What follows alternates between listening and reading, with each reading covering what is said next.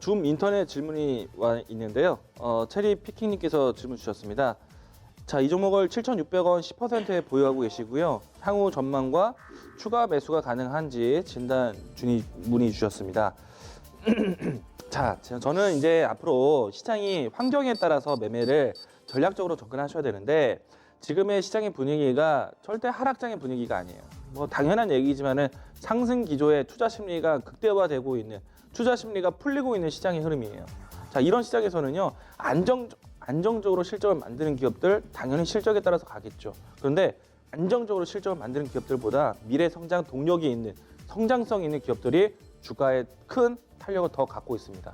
그래서 작년에 적자에서 흑자 전환되었던 KMW가 그런 성장주의 모습을 보여주었던 것이고요.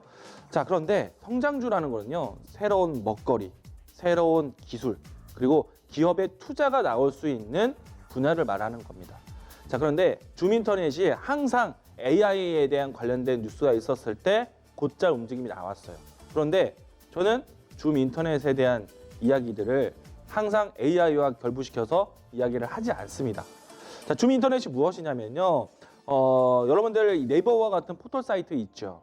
뭐 다음 또 네이버, 그리고 이 최근에 와서는 줌이라는 이 키워드로 해서 많이 강제적인 설치도 되기도 하는데 이런 것은 분명히 한계가 있다라고 봐요. 결국에는 많은 이용자들이 있는 것은 다음이라든지 네이버와 같은 역할이고요. 많은 사용자가 있는 쪽에서 광고 효과가 더 클 겁니다. 줌인터넷은 한계가 있다고 봐요. 그리고 이 포털 사이트를 운영하고 있기 때문에 AI, 빅데이터, 클라우드 서비스 다양한 솔루션을 해서 기반으로 기업 경영에 대한 지원을 한다. 이런 부분들을 본다면 당연히 줌인터넷보다는 네이버나 카카오나 다음을 보시는 게 맞아요. 그래서 저는 성장주에 대한 모멘텀 같이 나오기도 했지만은 저는 이 종목에 대한 매력은 크지 않다고 봅니다. 그래서 지금은 이 종목에 대해서 추가 매수를 해서 단가를 떨어뜨리려고 하지 마시고요. 지금은 추가적으로 떨어지지 않는 자리에서는 아직 내려놓을 필요는 없다. 기다리셔야 돼요.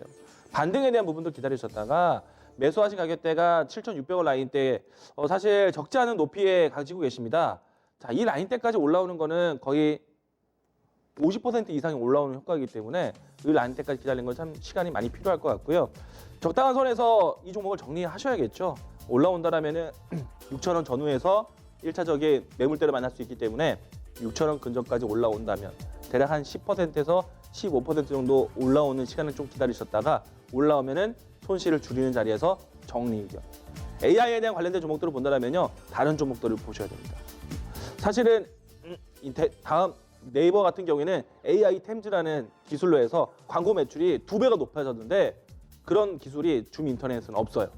그렇기 때문에 차라리 다른 종목을 보시는 게 맞다라고 이야기 드리겠고요. 줌 인터넷은 상단 올라오면 6,000원권부터 비중 축소 정리 의견 드리도록 하겠습니다.